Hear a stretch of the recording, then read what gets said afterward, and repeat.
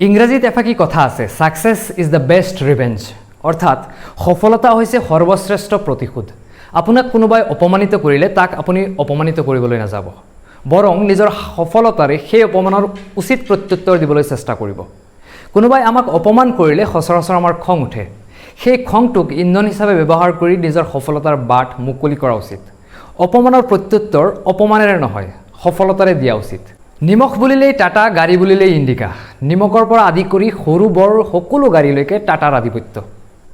শিক্ষাৰ পৰা স্বাস্থ্যলৈকে আপোনাৰ চাৰিওকাষে চকু ঘূৰালে টাটাৰ প্ৰডাক্ট চকুত নপৰিব সেইটো হ'বই নোৱাৰে। সেই টাটা গ্ৰুপৰ চেয়াৰপাৰ্চন আছিল মানৱদৰদী উদ্যোগপতি ৰতন টাটা, আমাৰ সকলোৰে পৰিচিত। শেহতীয়াকৈ তেখেতে অসমৰ স্বাস্থ্য খণ্ডত বৃহৎ অৱদান আগবঢ়াইছে। ইয়াতে ৰতন টাটাৰ জীৱনৰ এটা বৃহৎ সাফল্যৰ কাহিনী আপোনাক কওঁ। কাহিনীটো শুনাৰ আগতে চেনেলটো ছাবস্ক্ৰাইব কৰি থ'ব। 1998 চনৰ কথা। টাটা মটৰ্ছে ভাৰতৰ প্ৰথম কম মূল্যৰ গাড়ী টাটা ইণ্ডিকা ভাৰতৰ বজাৰত মুকলি কৰিছিল।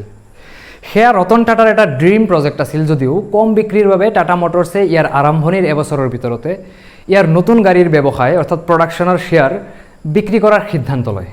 তেওঁলোকে 1999 চনত আমেৰিকান গাড়ী নিৰ্মাতা কোম্পানী ফৰ্ডৰ সৈতে টাটাৰ কিছু শ্বেয়াৰ্ছ বিক্ৰী কৰিবলৈ সিদ্ধান্ত লৈছিল।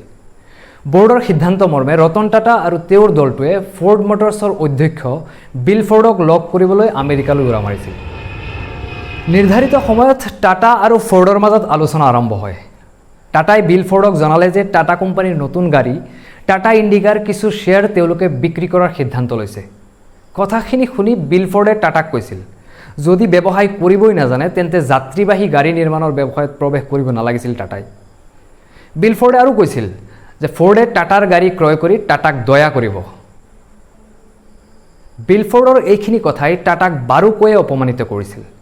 খং আৰু অপমানিত হৈ টাটা আৰু তেওঁৰ দলটোৱে ভাৰতলৈ উভতি আহি টাটাৰ সেই শ্বেয়াৰ বিক্ৰী কৰাৰ সিদ্ধান্ত বাতিল কৰে।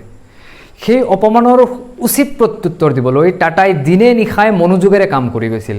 নিজৰ ভুলবোৰ চালি জাৰি চাই সেইবোৰ শুধৰাই অধিক উদ্যমেৰে কাম কৰি সময়ত বৃহৎ সাফল্য লাভ কৰিছিল আৰু টাটা ইণ্ডিকা সকলোৰে মুখে মুখে প্ৰচাৰিত হৈ পৰিছিল। কাৰ মানেই ইণ্ডিকা। কথাতে আছে নহয়, if today is the worst day of your life then you know' tomorrow will be better. যদি আজি আপোনাৰ জীৱনৰ আটাইতকৈ বেয়া দিন চলি আছে তেতিয়া আপুনি বিশ্বাস ৰাখিব কাইলৈ আপোনাৰ ভাল দিন নিশ্চয় আহিব। কঠোৰ পৰিশ্ৰম আৰু আত্মবিশ্বাসৰ ফলত টাটাৰ পৰিস্থিতিৰ সলনি হৈছিল।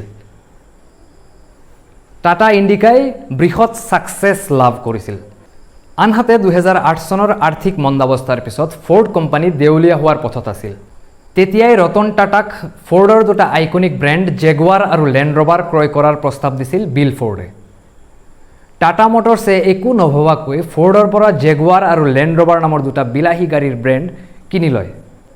ফৰ্ডৰ পৰা গাড়ীৰ ব্ৰেণ্ড দুটা টাটা ক্ৰয় কৰাৰ পিছত বিল ফৰ্ডে টাটাক কৈছিল, আমাৰ এই অৰ্থনৈতিক সংকটৰ সময়ত আপুনি জেগুৱাৰ আৰু লেণ্ড ৰ'ভাৰ নামৰ দুটা বিলাহী গাড়ীৰ ব্ৰেণ্ড কিনি আমাৰ বাবে ডাঙৰ দয়া কৰিছে, সেইকাৰণে আপোনাক ধন্যবাদ। সেয়াই আছিল টাটাৰ ছাকচেছৰ কাহিনী। এই চুক্তি কেৱল ভাৰতীয় বাহন নিৰ্মাতাৰ বাবে এক বৃহৎ সফলতাই নহয়, ই ৰতন টাটাৰ বাবে ব্যক্তিগত বিজয় আৰু ফৰ্ডৰ ওপৰত টাটাৰ প্ৰতিশোধৰ কাহিনী।